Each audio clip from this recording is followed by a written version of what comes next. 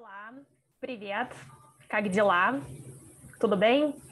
Меня зовут Даша, я преподаю русский язык.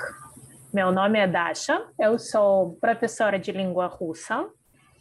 E hoje eu queria começar a fazer uma série de videoaulas curtas sobre as questões principais da gramática de russo.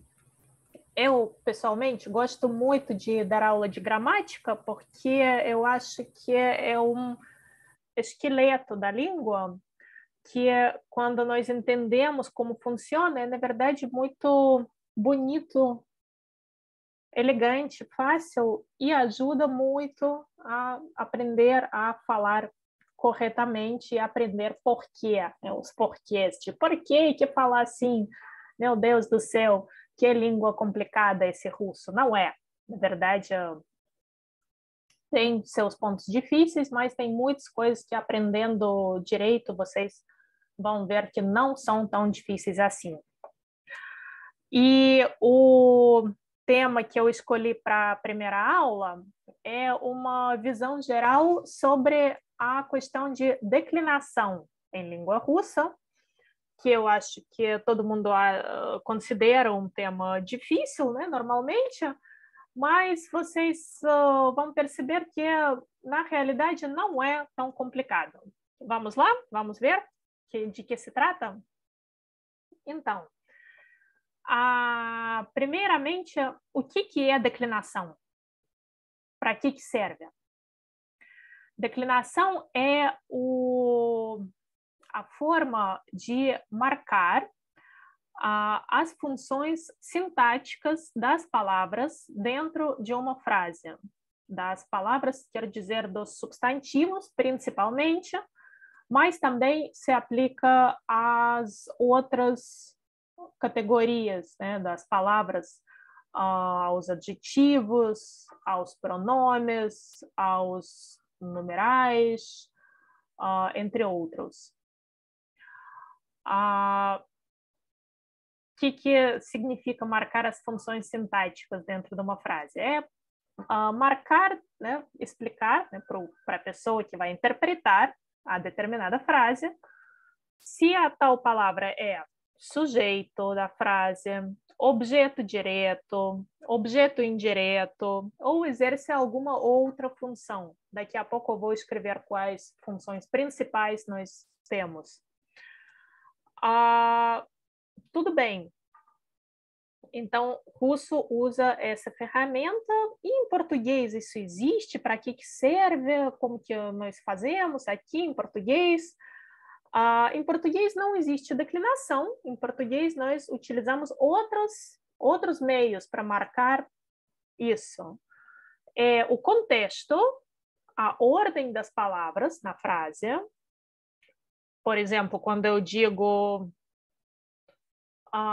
eu amo pizza, nós temos o contexto. Óbvio que eu é sujeito e pizza é o objeto, porque a pizza não me ama, né?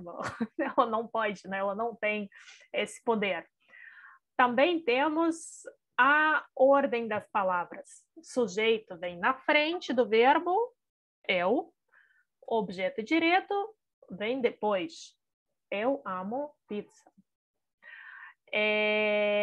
Também, além desses dois, né, dessas duas ferramentas importantes, contexto, senso comum e a ordem das palavras na frase, usamos em português muito o que? As preposições. Esse carro é do meu irmão. Preposição de. Eu moro no Rio de Janeiro. Preposição em. Eu tomo café com açúcar. Preposição com. Várias outras preposições, né? Eu dou presente para você. Elas vão marcando exatamente o que o próximo grupo de palavras vai significar dentro de uma frase, se é sujeito, objeto, objeto indireto, relação de posse, e outras coisas. Então, o russo ele usa todas essas três ferramentas, o contexto, a ordem das palavras, as preposições, e, além disso, ainda tem a declinação. Declinação é a terminação da palavra, do substantivo, adjetivo ou pronome, que vai mudando de acordo com a função sintática. Vou dar um exemplo aqui. Quero dizer, vou primeiro listar as declinações, depois eu dou um exemplo. Abrir aqui uma tela. Então, vamos ver quais declinações existem na língua russa. No total, são 6. Nominativo é o caso do sujeito. Genitivo marca relação de posse, proveniência ou negação. Dativo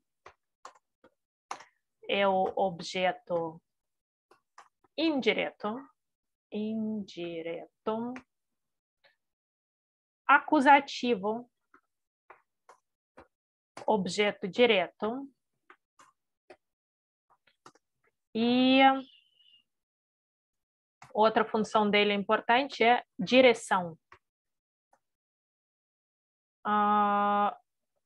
Instrumental, pelo nome dá para entender que instrumental é o caso que fala dos instrumentos, ferramentas,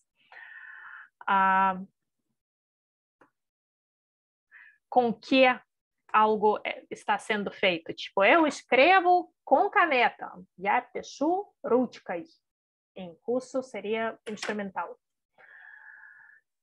E o último é o caso prepositivo,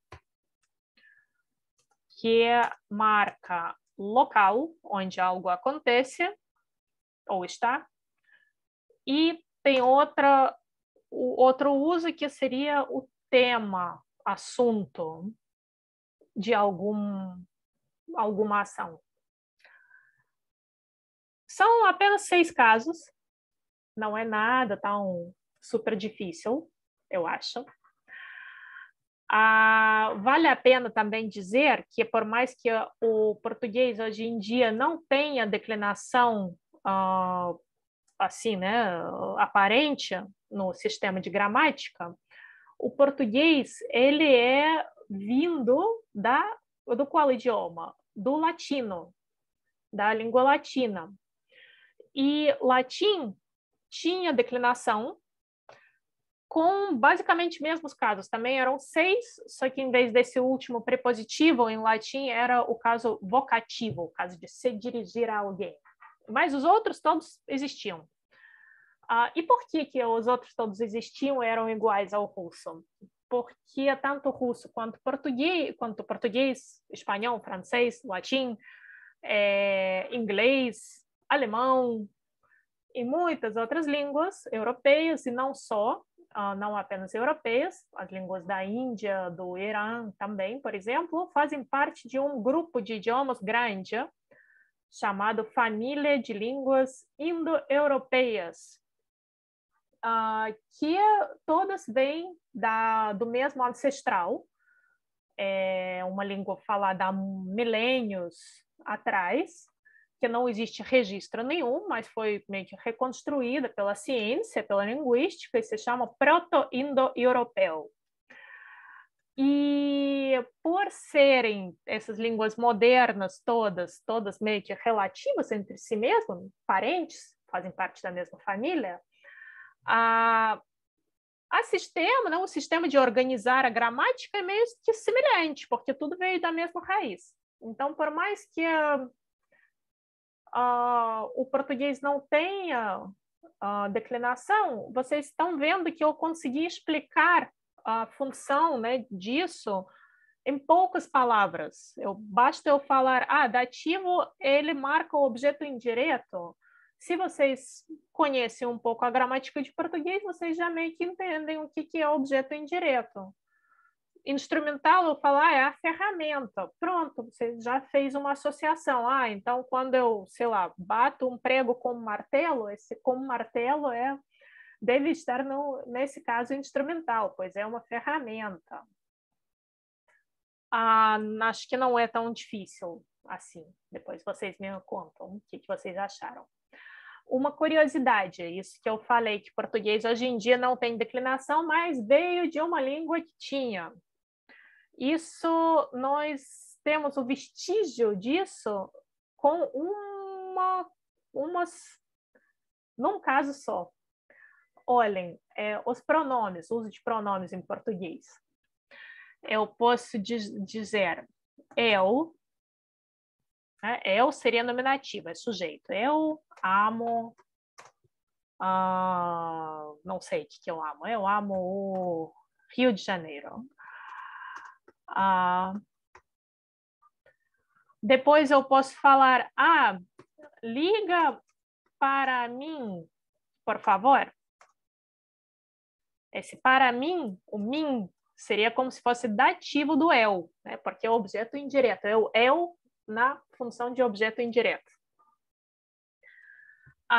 Ele não me ama. Tristeza. Aqui esse me é o objeto direto do verbo amar. Então, como se fosse o acusativo do eu, né? Me. Vem comigo.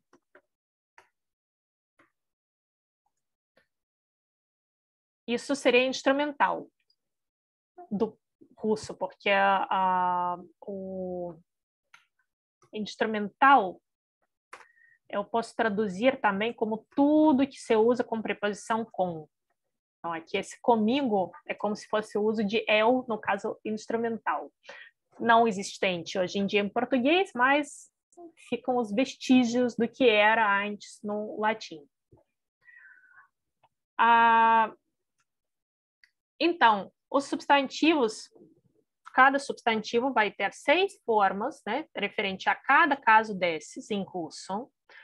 E eu vou escolher a forma certa de acordo com o que eu quero, né, com qual função eu quero dar a essa palavra numa determinada frase.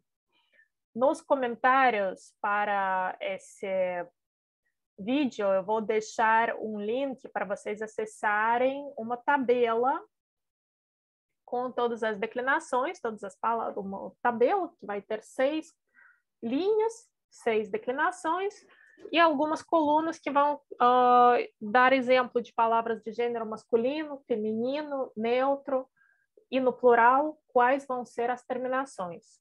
Nos nossos próximos vídeos, eu vou falar com mais detalhes sobre cada caso que eu listei aqui hoje. Vou dar explicações, vou dar exemplos e se vocês tiverem dúvidas, escrevem em comentários, vou com muita felicidade responder. Espero que vocês gostaram. Um abraço para todos e até a próxima. До свидания. Пока.